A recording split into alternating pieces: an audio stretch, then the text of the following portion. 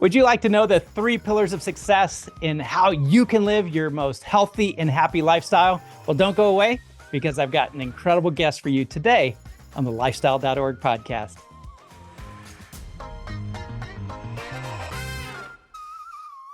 I'm here today with Denise Stegall. So great to see you, Denise. How are you doing? I'm great. Thanks for having me today, Roy. Now, Denise, you're not only the CEO and the curator of the livinghealthylist.com, you also are the author of the international bestseller, Healthy Living, Happy Life.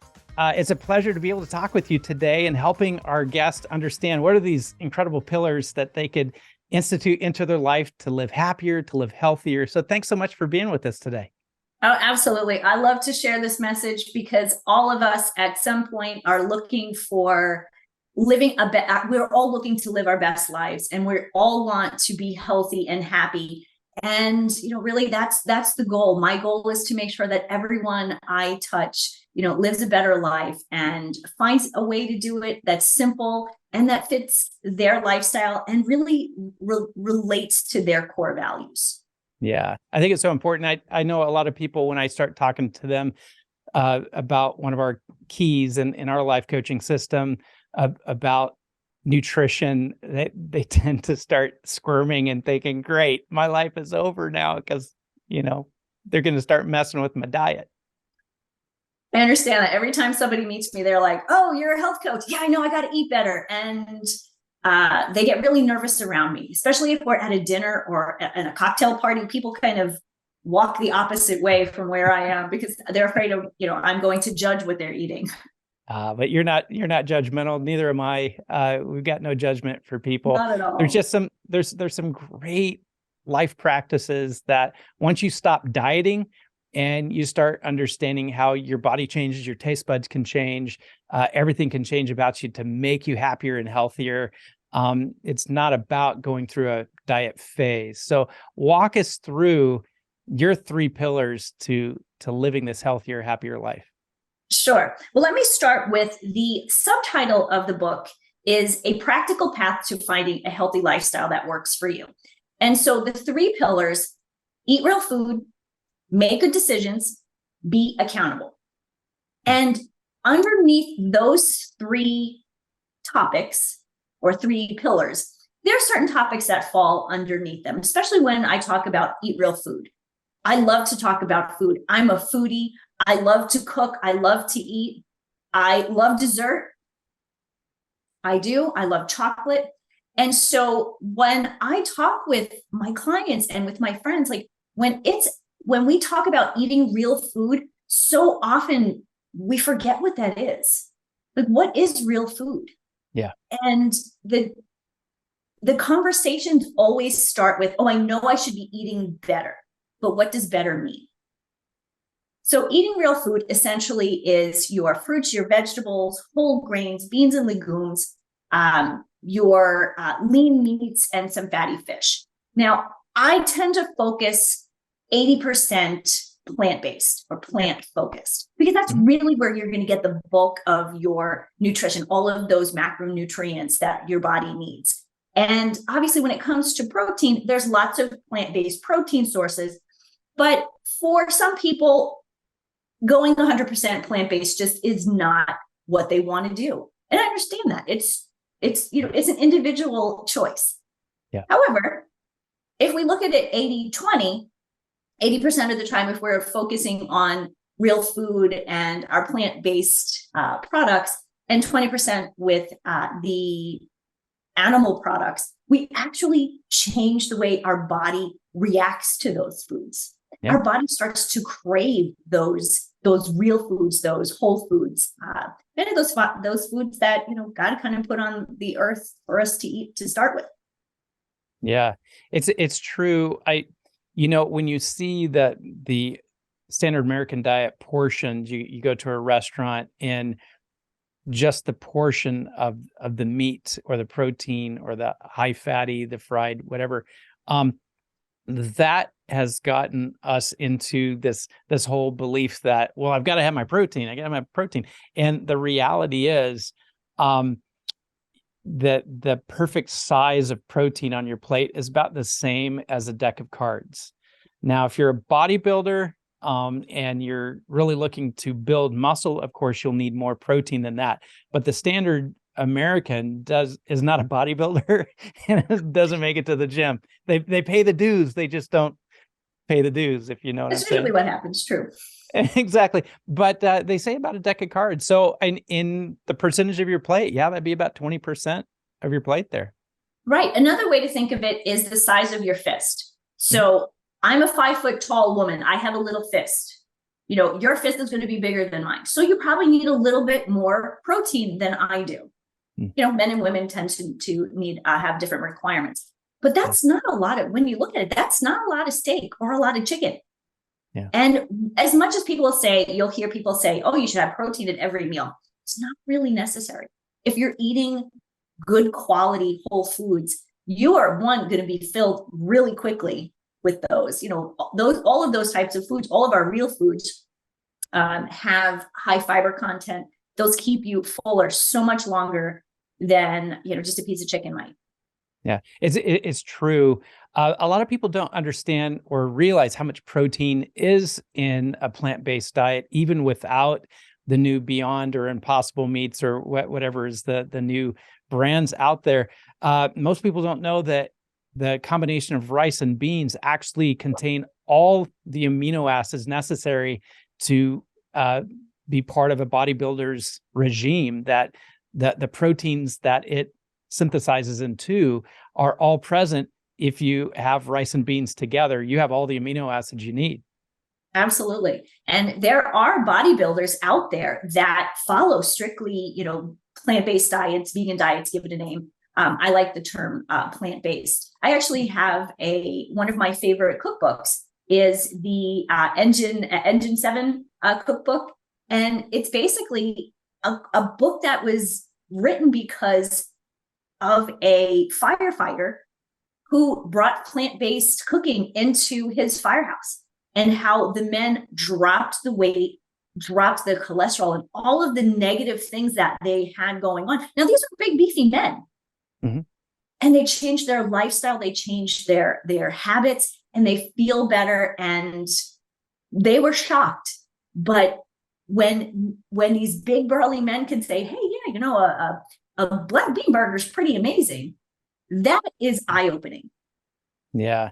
A lot of people, maybe some of the people watching or listening right now would say, hey, that sounds okay, but man, I don't know if I could drop all the meat and go 100% plant-based. And I can tell you personally, because I've been plant-based, I've only been plant-based for the past 52 years, 10 months, and 2 weeks. But I can tell you, you can live, and you can actually, I go to the gym 4 to 5 days a week, and love bodybuilding, love the process of keeping myself healthy and as fit as I can be for an almost 53-year-old here. But I can tell you that the difference between the experience of some of my, close friends that I've grown up with over the years, that it does make a big difference if your body is trying to process these as red meat proteins and the heavy, dense, and high-fat meats. Your body was not made to process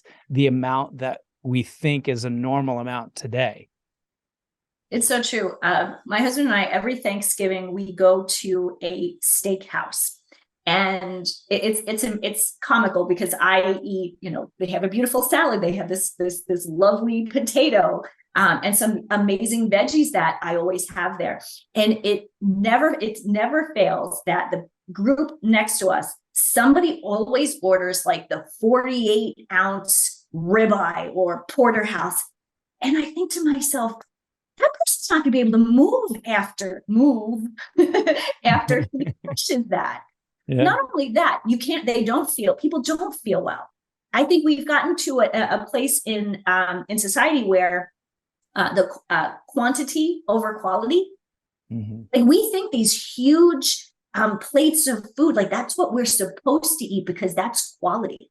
That's what we're supposed to have in this country because, we're a richer country and, we can afford these kinds of things. When realistically, all we really need is just some plain simple, kind of go back to the basics. That's what I love to do, is just go back to the basics of what, our grandparents ate. Yeah.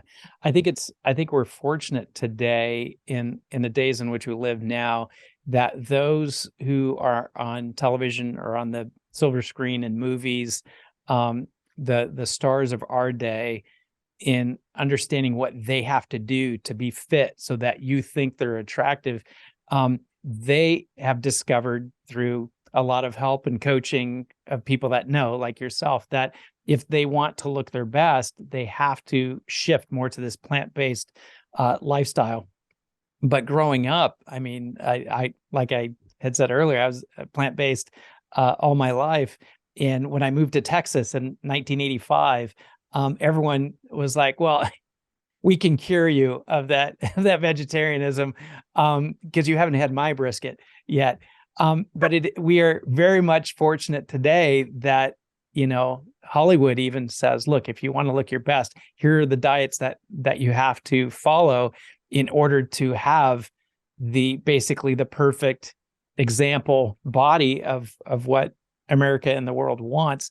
And so it has opened up a lot more opportunities because of their influence to even have whole restaurants that are plant-based, to have more options in the grocery store, and really to take the market and lean the market toward some plant-based options that we've never had before. Absolutely. And it really is a lifestyle change. I never want people to say, oh, I have to give up everything. And slowly but surely, it's amazing with my clients when they're, especially the ones that are like, oh no, I can't do that. Let's just start slow. We focus on one meal at a time. And before they know it, they're not craving the foods that they thought in the beginning that they really had to have. Yeah. And I think it's funny that, you'd mentioned Texas. My husband's also a Texan. And we now live up in Minnesota, which is kind of funny. But he's changed his tune since we've been married 20 years. I do the cooking. So he's pretty happy with the way I cook. Every now and then I make, he'll have a piece of steak or whatever it may be. But it's a 6-ounce steak. It's not a 48-ounce steak, and it's maybe once a month. And that's fine. I'm happy that he's seen the difference in the 20 years that we've been following a more plant-based diet. I mean, he lost 40 pounds within 6 months. Wow. And truly not for trying. He really wasn't trying to lose weight. Now, he did need to, I'll give him that.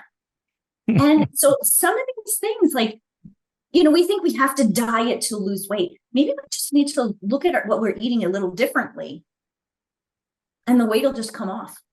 I think you're right. Obesity. Yeah, and it's all about do I feel good, and would I like to feel better? Because ultimately, what you're helping people do is to not just be healthy, but to be happy. And you are the most happy when you don't feel bad. And so, there's a reason why your body doesn't feel really good if your diet isn't in alignment with what makes your body healthy. And so I think that's important. So we've talked about diet. We talked about plant-based diet. Is that one of the 3 pillars, or does diet encompass somehow all 3 of the pillars? Well, eat real food is the first pillar, because I think that's where we need to start. The second pillar is making good decisions, when, of course, making good decisions on what you're eating is definitely part of that. But the other good decisions that we need to make, how many times are people, not getting enough sleep because they're binge watching some Netflix program, or, they have, they're drinking diet soda because they think it's, there's no calories and it's okay because it's basically colored water, right? Not so much. Those decisions that we're making, and I really do hate to say, I think about this, maybe it's not good or bad decisions. Maybe it's better decisions. The more we make better decisions in our health, in our wellness, financially, emotionally, all of those pieces, that's where I say, let's make some better decisions. Yeah. Yeah. And so that's pillar number 2. for the people I work with, for myself personally, what I found is the motivational factor to make the better decisions, to eat better, to live better, to get more sleep, whatever. It tends to work best when I either remind myself or remind the people I'm working with of some upcoming event. Maybe it's a wedding, maybe it's a family get together, maybe it's a holiday, some event that's coming up. And that's kind of our marker to say, by that time, I want to either have gained this much muscle or lost this much weight or be able to walk this far or be able to have this level of movement without being out of breath, whatever it is. Find an event that is a month, 2 months, 6 months down the road. And that's what we work toward. Because otherwise, if you're just, I want to look better, I want to feel better, it kind of is one of these things where I find even myself, I'll cheat more when I don't have a definite something that I know is coming up that I want to either feel my best or look my best. And I've just found that having that really is the motivation that pushes me, pushes the people I work with to make sure that, we cheat as little as possible. And then the moment that event takes place, then we look down the road and say, okay, when's the next event? When's the next holiday? When I'm going to be with other people or gathered, or in my case, like I'm going to be on camera on a TV show. I want to look my best during that TV show. So what's the next thing? And you just keep what's next, what's next, what's next. And that helps motivate probably more than just let's do better so that when we're 90, we're still feeling better in my opinion. Because at 50, you have no idea what 90 could be like. And yeah. I think you make a really good point there, because you have a why. Why are you doing this? And I know with my coaching, very often I kind of continue to ask people, probably ad nauseum for some of them, well, why do you want to do this? Why is that important? And when people get that, so it's the event, but why is this event important? Why do you want to feel good? Why do you want to look good? And all of a sudden that motivation, that excitement just starts to build. Yeah. And I think that's really an important piece as well. And also it gives you kind of those stepping stones. 6 months from now, how often people will come to me and say, Denise, I need to lose 30 pounds in a month. And I just kind of look at them like, oh, okay. Can we lose 5 first? Let's get to that first 5. Yeah. And so having those steps, so like you're saying, having those events, you're taking those in small increments and taking those steps towards reaching those goals. Yeah, I think it's important. So we've talked about diet. We've talked about making good decisions. What's that third leg, that third pillar? The third pillar is being accountable, or accountability. And accountability, first and foremost, to yourself. You can't be accountable to other people, truly, if you're not accountable to yourself first. Because there's always an opportunity to blame someone for you having that extra piece of dessert or that extra piece of pizza or that, give it a name. And so the accountability piece, you start to realize that you're actually in control. So often people will say, oh, I just feel like everything is out of control. The more we start eating right and making good decisions and then really being accountable to ourselves for those decisions, the more we realize that we actually have power.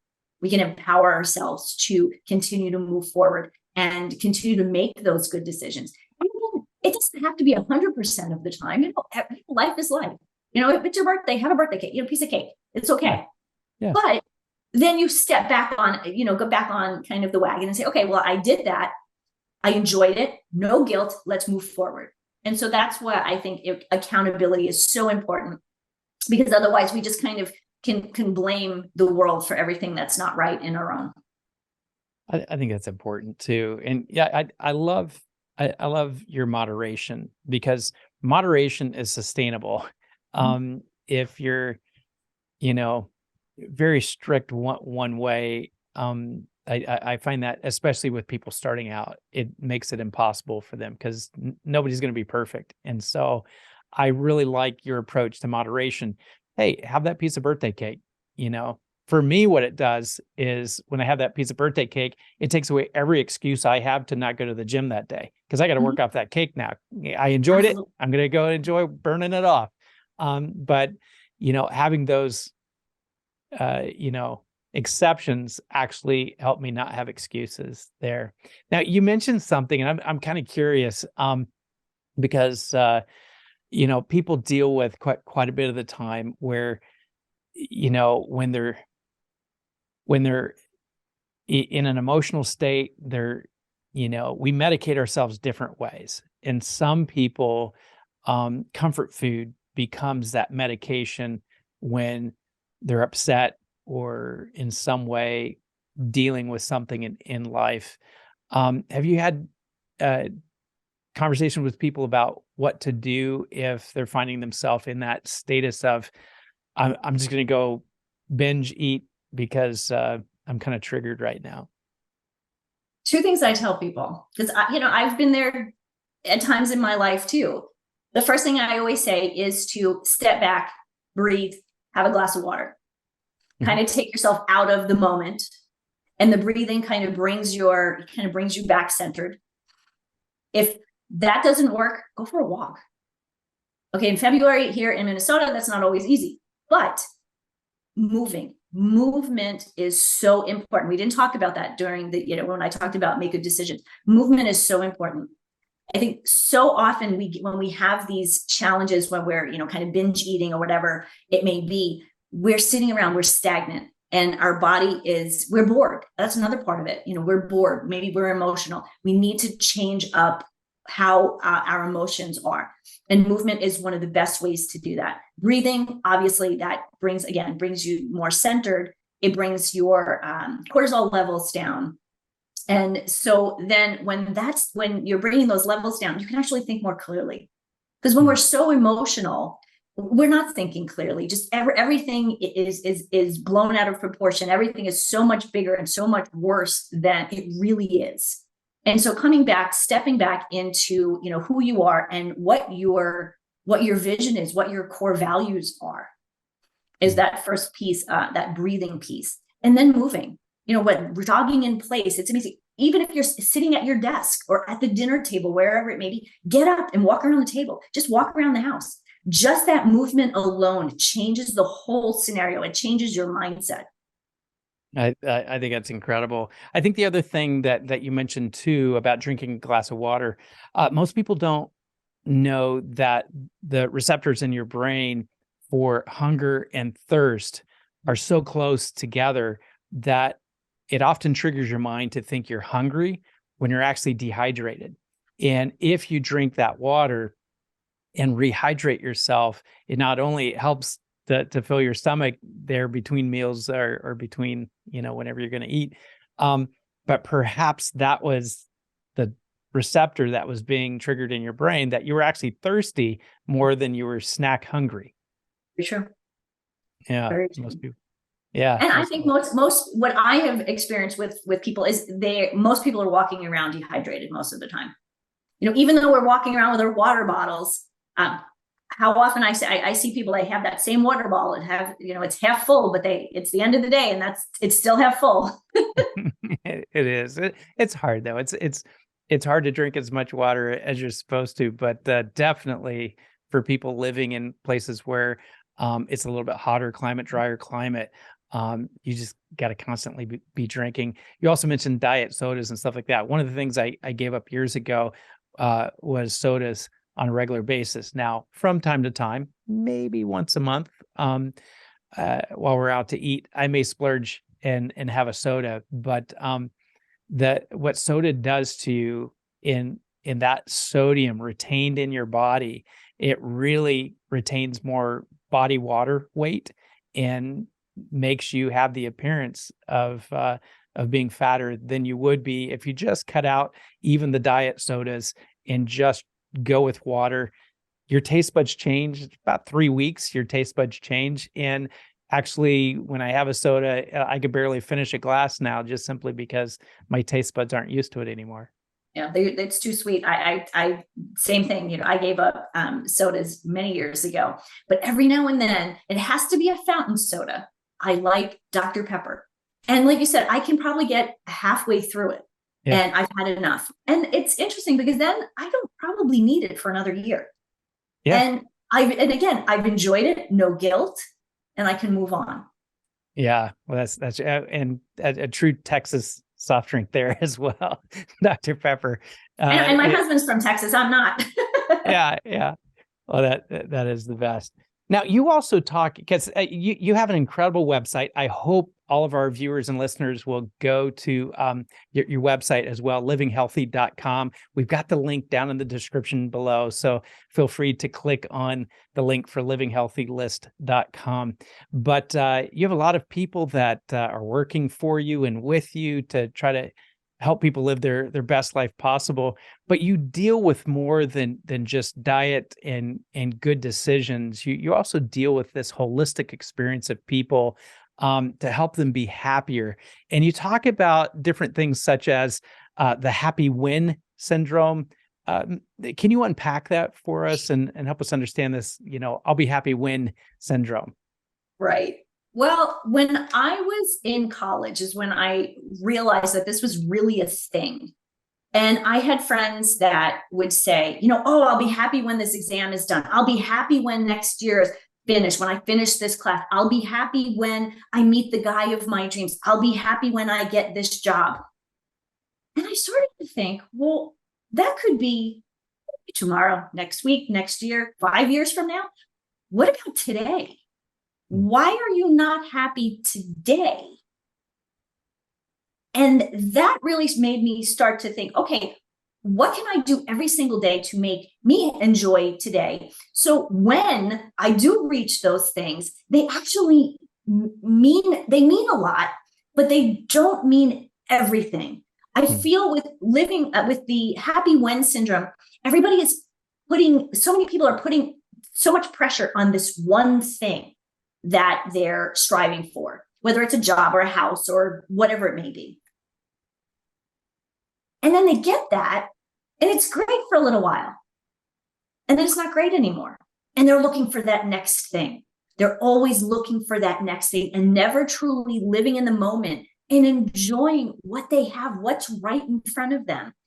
And one of the stories I talk about in Healthy Living, Happy Life is about a friend of mine, very close friend of mine, who she and her husband were both stuck in this happy when syndrome. And they had good careers. They were doing great things. They lived in the perfect house in the perfect neighborhood. And they were always striving for that next thing. The problem was they weren't actually talking to each other and spending enough time together that everything kind of fell apart. And having the house and the job and all of those things didn't really matter. What really mattered was the relationships and the family and the memories. And for me, that was the culmination of happy when is bad for us. We need to start living in the moment. Yes, planning for the future. Somebody said to me recently, honor the past, plan for the future, live for today. And I hope that that's something that that everybody hears and really takes to heart. Yeah, you really do have to choose to be happy now. And the tougher reality is you have to be happy despite, regardless of what's happening on the externals, with your job, even with your relationships, probably especially with your relationships, with your finances. If you learn how to be happy despite, then you'll always be happy when. And I think that's one of the tough things that you probably work with a lot. I know I work with a lot with people, just trying to get them out of this cycle of cyclical depression, just simply because the things that they saw would be the markers of happiness either never showed up or they got the opposite. And so it creates kind of this cycle of, I'm failure. I'm never going to be happy. I'm never going to be successful. I'm never going to have the friends and the deep relationships that I wish. I'm never going to have the spouse I wish. And ultimately, it creates embitterment. It doesn't create empowerment at all. Absolutely. And I think when we start thinking all of those negative things and get stuck in that, it's almost a self-fulfilling prophecy. Negative breeds negative. If Yeah. you think that you're never going to meet that person, you won't, because you've already said that you won't, and you're kind of repelling them. And you So also become a person that does not attract them. So you could be around your dream person and they not be attracted to you because over the years you haven't set up a mindset of positivity that they're looking for. So they see you as a negative person who it's never going to happen. It's, I'm always a day late and a dollar short. And so you could be right in the place to meet the right person or to close the right deal or to have the right opportunity. But unless in your mind, you continue with a more positive approach of saying it will happen and it's just moments away. I just need to keep developing myself to be the person that they're looking for as well. absolutely, and that's why at Living Healthy List, we look at health, health, wellness, personal development. That personal development piece is so important, and sometimes that personal development piece is just having the practice of gratitude, being grateful for what we have today, right now, right in front of us. Yeah. And sometimes, and it's the little things. Some days, I wake up and I'm like, okay, what am I grateful for today? I live in a great house. I have an amazing husband. I'm going to have a really nice cup of tea. Little things. It doesn't always have to be these big, huge things that we all think, we're grateful for, living on, a house on a castle on a hill. No, it's about, you have your health. You have a place to live. You have things, even people, I've met so many people through the years who have had less and are more grateful and are more positive than people who have plenty, abundance. I'll tell you what makes me consistently content. It's probably the word I'd use. Other people would say it comes across as happy, but my contentment is doing things that really are outside of myself. For example, serving with a charitable institution, a nonprofit organization in my area. I've gone internationally and helped with humanitarian projects, with mission trips to third world countries. And you cannot help when you go into the situations like a third world country, when you go to Skid Row, when you go, to some of these downtown areas where there are people in dire straits, in desperate need, and you see the condition of their life, and you see that you hold the key to help them in this day. And it may not change their life, but you can change their day. And putting yourself into situations of this true comparison of what you really are blessed with, what you really have, and the power that you really hold to change someone's experience for the moments that you're in their presence, it really does change the way that you come back to your home. And you're right, you may not have a castle, but wow, thank God that I have what I have, because, I couldn't imagine being on the receiving end of the people I just served. And it means I don't need to keep building my castle. I need to take money and building up these other people's lives so that they as well can find themselves on their feet again and helping other people and serving other people that they're empathetic to because they went through that same situation. So I think with a lot of people, they're trying to fill up the happiness space in their life with more and more because, well, okay, I achieved that goal. And now what's my next goal? Okay, I'm going to have a bigger one of those or more of those, or, my bank will have more zeros. And it just never works because the moment you get it, your brain system is saying, okay, check it now off. what's the next challenge? And unless you're looking at, okay, how do I use what I have to make other people's world a better place? You will never have enough. The moment you start realizing the needs of the people around you and how can I help address the needs of the people around me, you'll always realize, oh, I have enough. I have enough to do that. I have enough to help here. And it's not like you have to have hundreds of thousands of dollars, tens of thousands of dollars, or even hundreds of dollars. That what you have to give, literally combined with the other people in your community that want to address a need in your community, really can change people's worlds. And in a nice reflective effect, it changes your world as well. Oh, absolutely. I remember a time when I was young in my career and working in Philadelphia. There was a woman who was living on the street, and she obviously wasn't well. She was walking down the street, and two men kind of were running for the train and actually knocked her over. And she was crying, and I went and I helped her up. And she said to me, she's like, "I'm not invisible." And I said, "No, you're not." And I asked her, I said, is there someplace I can take you? Is there anything that you need? And she said, I love it. She says, "I'd love a liverwurst sandwich." And luckily she knew where to find one. So I went and literally, I bought this woman a liverwurst sandwich and a glass of milk. And the look on this woman's face, I will never, ever forget. It made everything that I had thought up until that moment, it changed everything. I now understood someone who is in dire straits, and all they wanted was somebody to notice them. Yeah. And to say a kind word. Yeah. Yeah.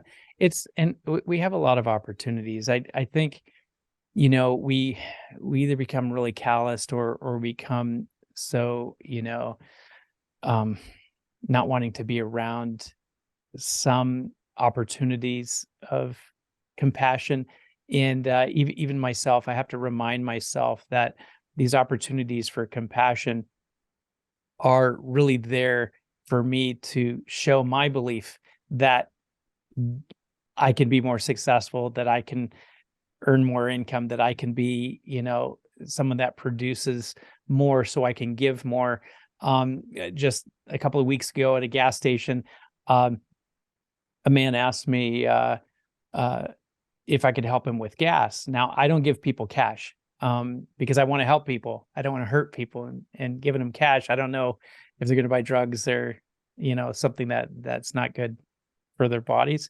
But he asked me for gas. He's right there on the other side of the island. I said, sure, just open up your gas cap. When I'm done here, I'll put gas in your car as well. While I'm filling up the gas tank, it allowed me to ask him, "So what's your story?" And he tells me he's from Nebraska. He's just coming back. They had been in Nebraska on his wife's side of the family, and now they're trying to make another go at it here in Southern California. It allowed me to talk with him and ask him about his job plan and what he's doing, and allowed me to do what I do, which is help people as a success coach, truly think about some different things, different opportunities. And it was just a great moment for me, not only to give him several more miles in his vehicle, but just give him of my life and give him of my compassion to help people really live their best life. And because the gas took a while to get in the car, it gave us a moment to talk. And I think those are the things that, we're so quick, because most of the people panhandling are, at places where we don't get to have a conversation. We're either driving by or walking out of the grocery store or whatever. But I think it's important for us to all look for moments of compassion where we can really have a conversation and really just show people we really do care. And I have no judgment for them. I have no idea what they've gone through and what events brought them up to that moment. But we do, as human beings, need to take the opportunities that we have to show compassion. That's where true happiness comes from, is when you feel like my life makes a difference to other people's life in a positive way. Absolutely. Absolutely. Yeah. So you say good enough is good enough. I want to hear what you say, because you're going to change what I say, because I always tell people good enough never is. But I want to hear your perspective, because you're obviously talking about something different than what I'm talking about when I tell people good enough never is. Well, when I truly believe that there are times good enough is good enough, because so many of my clients, people that I work with, friends, are stuck in perfectionism. It's not done yet. It's not perfect yet. And it never gets done, whatever it may be. And people get into this horrible cycle. I'm never going to launch my book. I'm never going to launch, never launch the website, never go to this next level because things are not quite right. It's not perfect, but that's okay. Things don't have to be perfect. We have to start somewhere. And so, sometimes that good enough has to be good enough for us to take that first step or that next step. Then we can work on it, make it better, and then go to that next step. I love that. But if we're stuck in perfectionism, we can never move forward. I agree with that 100%. So I'm so happy you clarified that, because I agree. Perfectionism keeps people from, completing things. I'll never forget John Lasseter's comment when he said, if I didn't have a deadline that I had to get Toy Story out to the movie theaters, I'd still be working on that movie today. So we kind of have to have these deadlines. And of course, the first Toy Story was good enough, but in his mind, the artist's mind, there were so many things that he wanted to fix and to change. And the reality is it was good enough. So yeah, okay, you win. You win on that one. I agree. Ooh, point for me. When I tell people good enough never is for the people who aren't success motivated. They're really the lowest common denominator people who are like, they'll do a halfway job and they're like, it's good enough. And I always tell them, well, good enough never is. So that's the two different ways that we use good enough there. But I couldn't agree with yours more. I think people need to understand, do your best, put it in there, give yourself a deadline. And when you get to that deadline, deliver it, because people need what you created. They need to truly benefit from all the work that you put into it. And the longer you keep polishing, it's not blessing anybody around you. And so you got to deliver it sometime.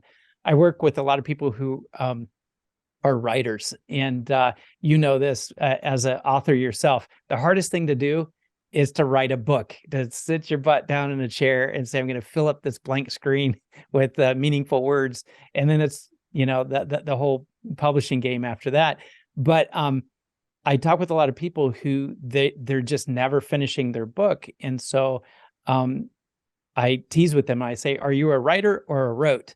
Because a writer is continually writing books. A rote is someone who wrote a book. Are you a writer or a rote? And you have to finish the book and start the next one in order to call yourself a writer, in my opinion. Absolutely. And there's three behind me. So Healthy Living, Happy Life, the yellow one, that is my first book. That's the one with the three pillars. The other two, Healthy Thinking, Happy Life, that's actually a collaboration that we did in this past February that came out. And that was a fun book to write because it was a collaboration with 14 other authors. And everybody wrote a chapter about thinking and how thought process and gratitude and all of those things can ultimately change your life. Of course, my chapter is about eating real food and how that changes your life. But I got to tell you, it's one of those things. I had a writer who's like, or an author who said, I'm not sure about it. And it was great. But in her mind, it wasn't perfect. Yeah. And so that's when I said to her, it doesn't need to be. And the fact that it's now out, this is such a great story. She's now written her own book, and it was published last month. Good. I hope it's titled Good Enough is Good Enough. It should be. That's so cool. That's awesome. And I want our viewers and listeners to know that in the description below, you'll find links that you can definitely click on those to get Denise Stegall's books. They're incredible books to help you live your best life there. And so definitely click on those links down below. Now, what are you finding right now is probably one of the biggest requests or biggest challenges that the people that are coming to you and your whole group, what seems to be something consistent right now that people are struggling with? Mindset. That right now is really, really a challenge. What I have found, and I hate to constantly blame the pandemic, but the last handful of years was difficult for a lot of people. I mean, all of us had to deal with something. But what I'm finding is those self-sabotaging ideas, those self-sabotaging thoughts are sticking in people's minds, and they're keeping them from moving forward and really scaring them into staying where they are, not growing. And so what I like to do is I actually work within my program with my group. We actually spend 6 weeks focused on positive intelligence and mental fitness, and the simple things that we can do to notice the self-sabotage, that judgy negative person who's talking in our head, to notice them, and then to realize, okay, I'm noticing this judgy character. Is he right or she right? If they're not right, then forget him, move on. If there's an ounce of truth in it, then that's something to explore. Mm-hmm.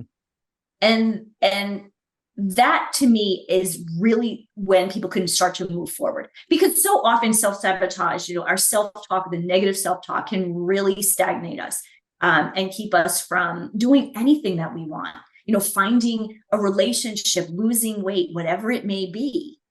That negative self-talk and self-sabotage keeps people from success. And that really in the past year has what I have found over and over, and even over people wanting to lose weight, because that for me, that's always been number one. Denise, I want to lose 20 pounds. That's now secondary to, I just can't get moving. I can't get my mindset right. And that's usually what the conversation is. I can't get my mindset right. That's yeah, and that's so self-sabotaging too. If the internal monologue is just saying you're not good enough, you're not strong enough, you're not qualified, you're not in any way capable of what you want to do to change your life. What are some of the ways that you advise these people to combat this self-sabotaging dialogue that's going on in their mind? What are some things people can do to get that turned off? First, to notice it and recognize it. Too often we just kind of like the tape just keeps going and going and going, but to notice it and stop the tape and have the alternate thought, is this true? Is it not? That's number one. Another thing is to journal. It's amazing when you start writing about a thought, what comes out on the paper that you didn't even know was in your mind. Journaling, I always thought for years, journaling was like writing in a diary like I did when I was 14. Journaling is life-changing. And for most of my clients, that's the first thing. I give them a journal. And it's a step. And for most people who haven't journaled before, they just kind of, like I did, kind of roll their eyes at me. But once they start doing it and start realizing that their themes pop up, and then again, goes back to, okay, now I've noticed this. Let's explore that. So number one is recognizing that there's an issue, noticing it, writing about it, and then at that point, I think it's time you can really kind of dig deep and see what's really going on. Are the thoughts real? What's triggering them? And I think there's always some kind of trigger. Yeah. Personally, and I'm sure you as well, when we have to address the internal monologue that, could be self-defeating, when we answer that question, is it true? For me personally, I think that's been the most constructive internal monologue I've ever had, is when I asked if it's true and the answer is yes. Because that shows me this is an area to address. This is an area for growth. Yes, it might be a little painful, but in the end, I'm addressing something that is true about myself that I don't want to be true about myself, because I don't want anything to hold me back from opportunity or success or friendships or my best life either. So I think the most powerful experience that we tend to avoid is when we have to answer, is it true, with the answer yes. But I think that's one of the most powerful experiences that you can have. Right. And it's something that only you can do for yourself. Yes, with some help or some, support of a coach or a friend. but it's something, it's internal. It's all about you. Hmm. And you're the Yeah. only one that can make the change. Yeah. Mm-hmm. It's true. Now you have such an incredible team. Talk with us a little bit about your website, the resources that are available there, and how people can connect to it. Okay, so Living Healthy List is a lifestyle resource. We focus on health, wellness, personal development, and bringing more fun into life. The reason I started Living Healthy List was because I found on the internet it was really hard to find honest, reliable, and unbiased information in those different areas without going down the rabbit hole of website after website. And so what I did was I got together with some people that I knew, love, and trusted in different areas of health and wellness, and said, I'd like to create a website where people can come, where this list of experts is curated. These are people, one, that I know, love, and trust, I've done business with, or they're people who are first level referrals of those. So I know these people who are on Living Healthy List, because often I'm not the right person to work with an individual. If somebody is having trouble with a relationship, I'm not a relationship coach. Now, with some of the positive intelligence things, would that help them? Yes. But if they're coming to me because they need help with a relationship, I know an amazing relationship coach who I can then say, I may not be the person, but Lori, she's the person you should talk to. And that to me has been an amazing thing, because of the community that's created for myself, for the other experts, but also it's a trusted resource for people who are just starting to search and need help and may feel lost.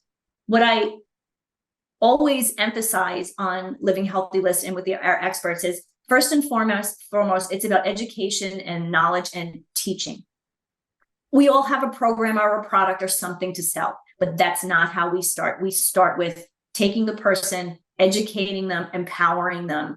And at that point, if it makes sense, then we open the dialogue to work together. Yeah, that's amazing, and such a powerful resource to have a vetted list of people. Because I know myself, refer is a quite consistent experience in my experience as well. And so just to be able to have a list like you have there on your website really does help save people a lot of time and energy. On Living Healthy List, there are other resources that are really helpful in those different areas as well. There's a library and a bookshelf, all sorts of things that people would be looking for when it comes to their health and wellness. Awesome. Well, I hope all of our viewers and listeners will go to your website right now. The link is right there in the description. Thank you so much, Denise, for spending time with us today. Oh, thank you so much. This has been a lot of fun, Roy. Thank you for the conversation. Oh, it's great to connect with you. I look forward to connecting with you a bunch more in the future. Thank you for all of you who watched this episode. If you'd like to see more television episodes, more podcasts just like this, or our almost never-ending blog of great content to help you reach your best and highest potential, definitely go to our website, lifestyle.org, and connect with us. Let us know how you're doing, where you're from, and how we can best serve you. Until the next time, thanks so much for joining us here at the lifestyle.org podcast.